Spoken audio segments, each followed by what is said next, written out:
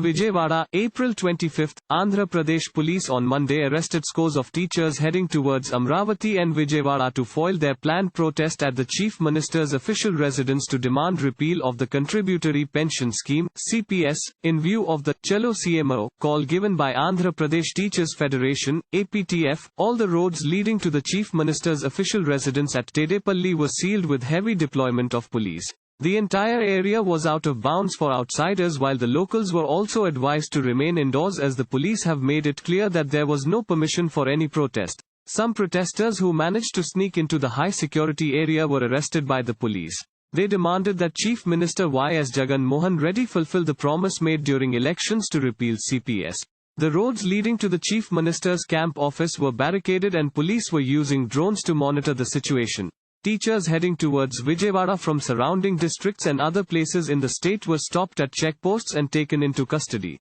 The police were keeping a tight vigil at hotels, lodges, railway stations and bus stations to prevent gathering of protesters. Special checkposts were set up on roads leading to Vijayawada for checking of vehicles.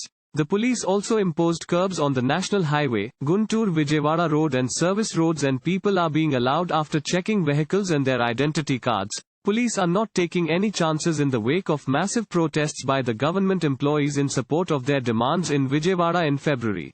Despite police denying permission for Chalo Vijayawada and erecting checkposts, thousands of employees had managed to reach Vijayawada for the massive protest on February 3. The police failure to prevent protests had led to the transfer of then Director General of Police Sawang.Meanwhile, APTF leaders condemned the arrests of teachers across the state. They alleged that the government was adopting undemocratic means to suppress a peaceful protest. The APTF leaders alleged that the government was going back on its promise to repeal CPS and revive the old pension scheme.